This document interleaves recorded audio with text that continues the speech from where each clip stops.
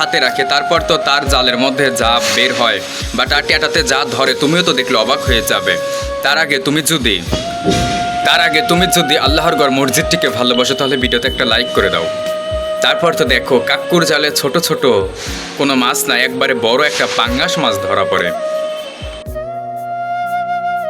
সেই পাঙাশ মাছটা দাদু বাড়িতে নিয়ে যায়। বাড়িতে নেওয়া যাওয়ার পর ছোট্ট ছোট্ট সোনামণি নাতিদেরকে বলে দাও তোরা পিকনিক কর। তারপর তো দেখো ওরা সেই পাঙাশ মাছকে ভালোভাবে তেলের মধ্যে ভাজতেছে, কড়াইতে ভাজতেছে।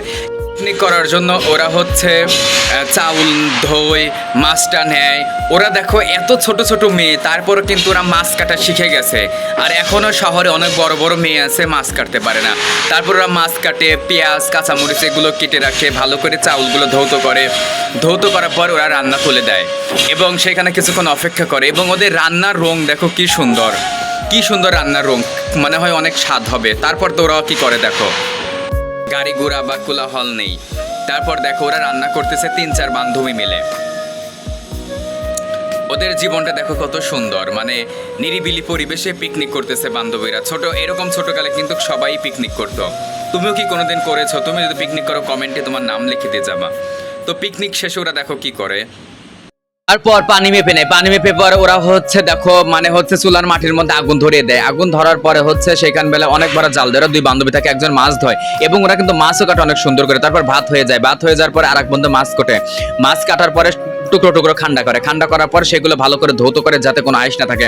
তারপর এইভাবে কিছুক্ষণ অপেক্ষা করার পর ওদের রান্না হয়ে যায়। তারপর ওরা সেই খাবার খাওয়ার জন্য খোলা মাঠে চলে যায়। তারপর ওদের রান্নার হয়ে গেলে তারপর ওরা একটা জমির মধ্যে যায়। জমির মধ্যে কয়েকজন বান্ধবী দেখো ওরা কিন্তু প্লেটে খায় না। দেখো ওদের কিন্তু জীবন দেখো কি সুন্দর, ওরা প্লেটে না কলার পাতায় খাচ্ছে।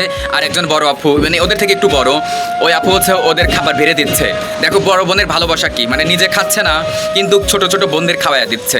তারপর হচ্ছে সবার পাতে পাতে ভাত দেয়, তরকারি দেয়। তারপর ওরা সুন্দরভাবে পিকনিক শেষ করে।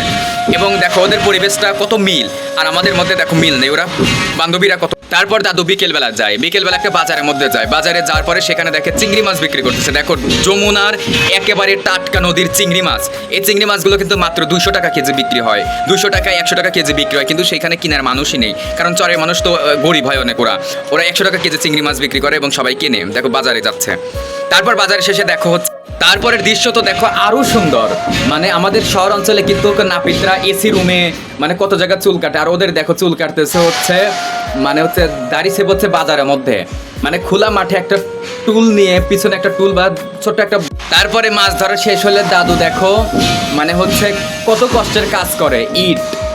ইটগুলো কত ভারী, কিন্তু পুরুষ মানুষ পেটের জন্য, ফ্যামিলির জন্য কত কষ্ট করে। তারপর এই রোদের মধ্যে সে এতগুলো ইট কাদের উপর বহন করে করে মানুষের উপকার করে দিচ্ছে।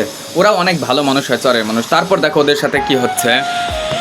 তারপরে যখন রাত ঘনিয়ে আসে তারপর ওরা পুঁটি মাছ ধরতে যায়। দেখো ওদের চরের মধ্যে কত মাছ, মানে সেখান দিয়ে একটু একটু করে পানি গড়তেছে, সেখানে কত পুঁটি মাছ লাফাচ্ছে।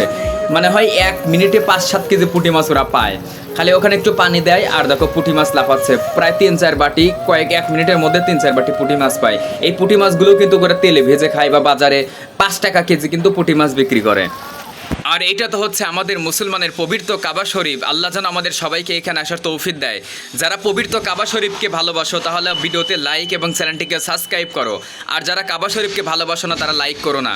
আর যারা ভালোবাসো তারা কাবা শরীফকে যারা ভালোবাসো তারা লাইক এবং চ্যানেলটিকে সাবস্ক্রাইব করো।